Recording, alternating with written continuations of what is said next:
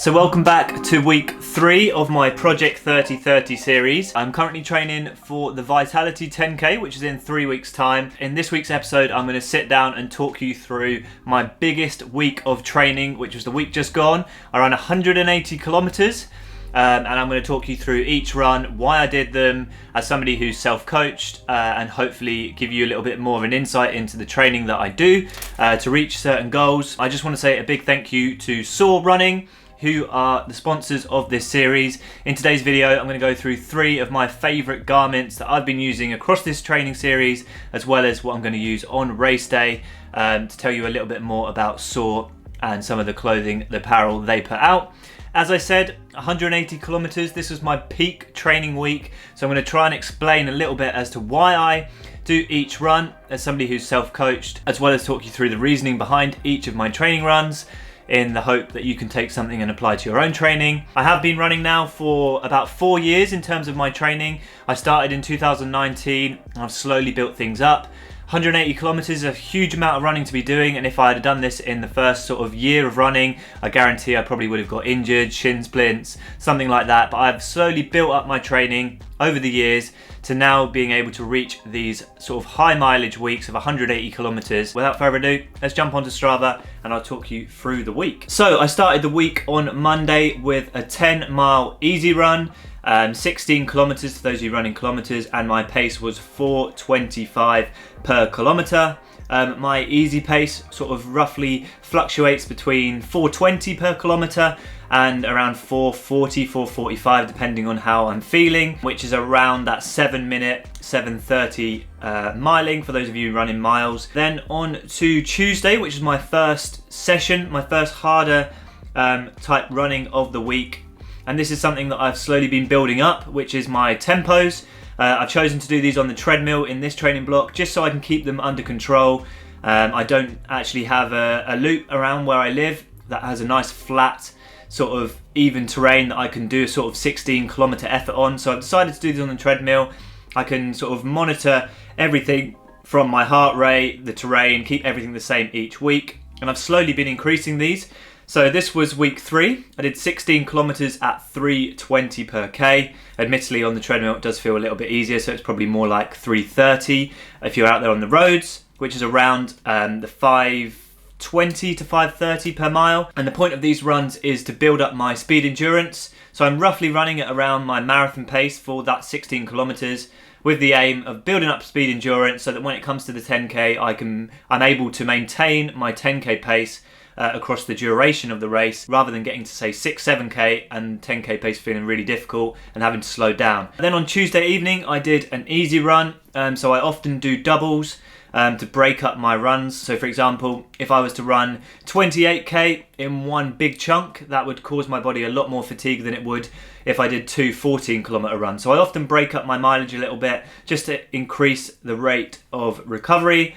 So on that evening, Tuesday evening, I did 7.5 kilometers, easy pace again, 4:25 or around 7-minute miling. That brings me to Wednesday. So again, another easy focus day, having done that hard training on the Tuesday. So the day after my hard session, I'll typically do an easy day.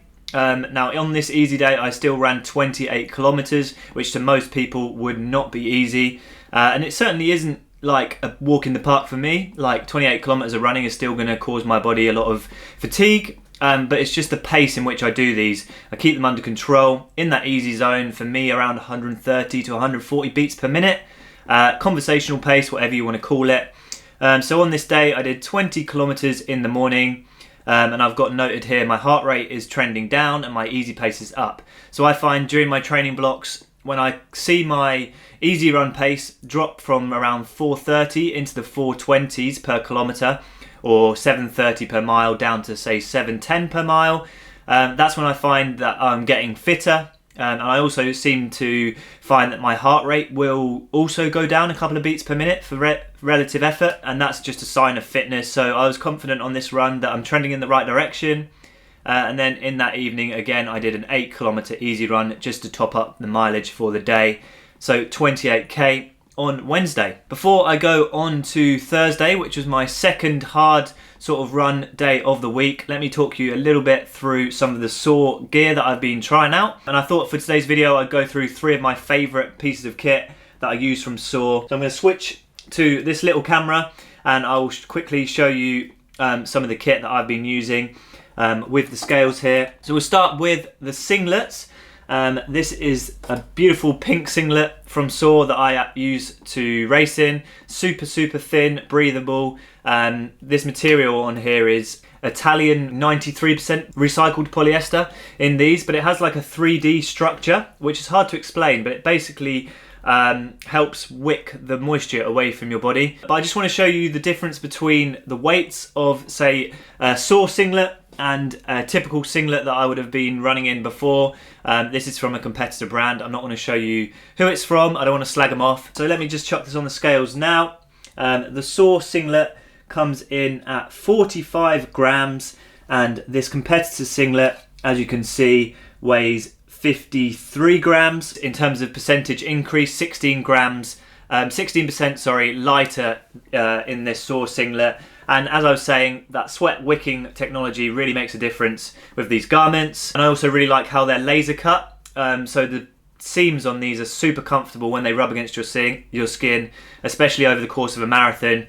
I think these are really great singlets. Yes, they cost a little bit more money than your typical singlet, but you just get that higher premium product. Moving on to my next favourite product that I use throughout my training series. I will reach for this top. I've got a few of these tops from Soar. I will reach for these every day, providing they are clean. They're always in my wash bin because I'll go through them pretty quickly in terms of just wearing them because these are my favourites.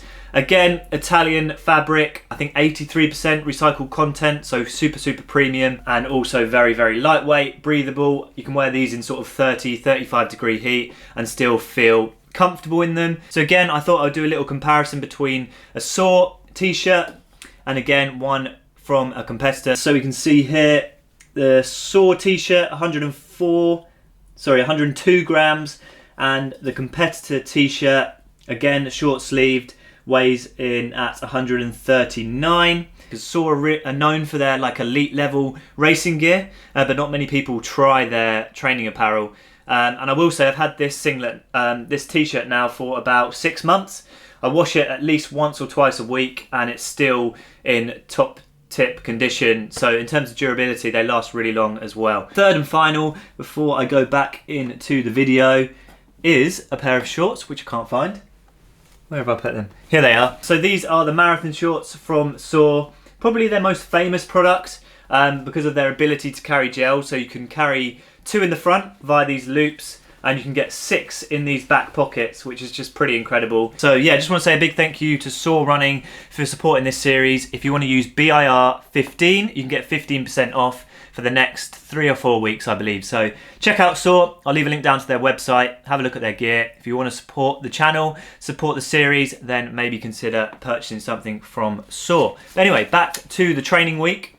So on to Thursday, as I was saying, my second hard day of the week.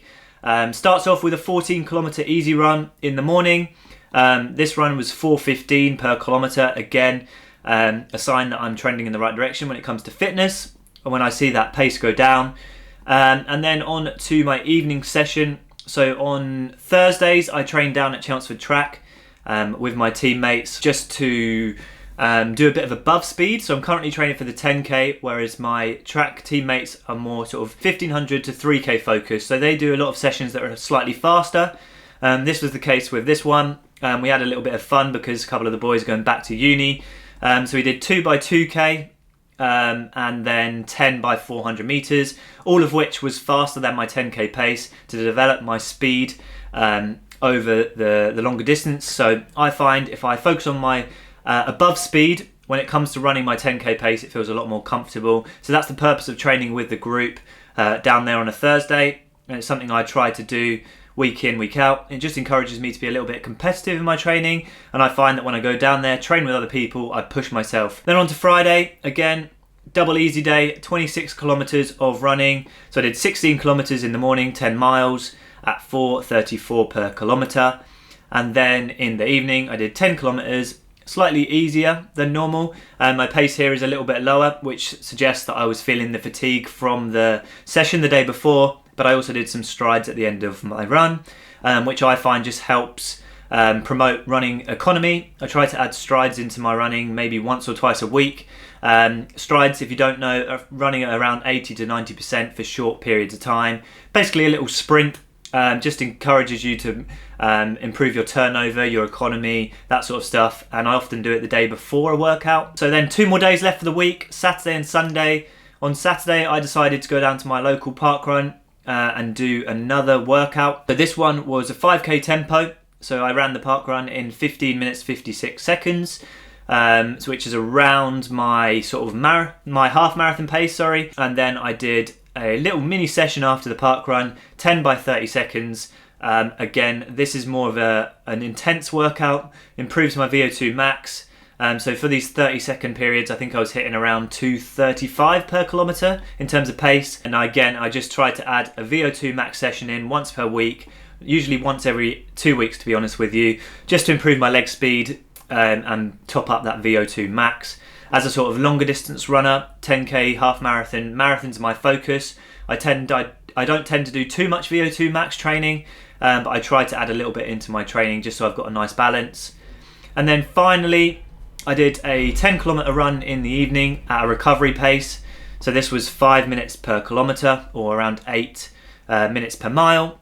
And then finally on to my Sunday long run. This one didn't actually go to plan. I had in my own training plan to do 28 kilometres at around marathon pace or marathon effort. A lot of the roads I do my training on are really undulating, so I've tried to focus on effort more than pace, and it's definitely something I would recommend to people if they're looking to pick up some tips from my training. Train to effort, especially during big bulky mileage weeks. You're going to feel tired. You're not going to be able to run the pace that you're going to run when you're feeling fresh on race day. So just train to effort. So the plan was 28 kilometres at marathon pace, or marathon effort, and I only got 20k because my body was just feeling really tired. At the end of the week, 180 kilometres in the legs, I got to around 14 kilometres and I could just tell that I was feeling a little bit sluggish, really tired. So I decided to push on to 20k and then just easy ran the last 8 kilometres to top up the week. So it was 20 kilometres at 3:35 per k, and then 7.3 kilometres at around 5 minutes per kilometre, so more of a recovery pace. And I find that when I am feeling tired in my training, it's best to listen to my body. If I'd have pushed through, done 28 kilometres today, when I'm filming this video, I probably would have felt really bad in terms of not being able to push on with the rest of my training. I might have picked up a niggle, that sort of thing. So it's learning to know when to push. And in a 180 kilometre week, I've learned that I need to listen to my body when it comes to monitoring the intensity. So still got the volume, didn't quite hit what was in my plan. But yeah, that rounds off one of my biggest weeks in a long time. I haven't hit this sort of mileage since October last year when I was training for the marathon. So a lot of people have asked me, why are you hitting such high mileage when you're just training for a 10k? The 10k sort of is the start of my road training, sort of season, if you like. So I'm going to do a 10k and then I'm going to be moving up the distances from the half marathon and doing a marathon early in 2024. So my main focus is on that half and marathon distance. I'm much more suited to the longer stuff. So my training at the moment is a bit more tailored towards the longer stuff than it is the 10k. But that's because I have a long-term goal for the marathon, basically. So yeah, that wraps up my week. In terms of the split between easy running and intense running this week, I don't know, a lot of people train to the 80-20% rule. And I worked out this week that I roughly did around 72% of my training was easy and 28% was hard. So it kind of fits in with that easy hard split that people train to. So just to put that into context, I did 128 kilometers of easy running and 52 kilometers of sort of more intense speed focused running this week. Next week, I'm going to sort of maintain it for one more week before I start the 2-week taper down into the Vitality 10k. So yeah, hope you like that insight into my training. A pretty intense week, but I thought I would explain a little bit as to why I do each session in the hope that you can apply those to your training. In summary, I like to do some tempo work at slower than my 10k pace. I like to do some intervals at around my 10k pace, and I also like to add a sprinkling of VO2 max stuff, those sort of 30 seconds to a minute efforts at sort of more maximal pace. And I find the combination of the three along with the high volume should set me up for a good run at the Vitality 10k, but only time will tell. Until next time, aspire to run, run to inspire, and we'll see you again soon.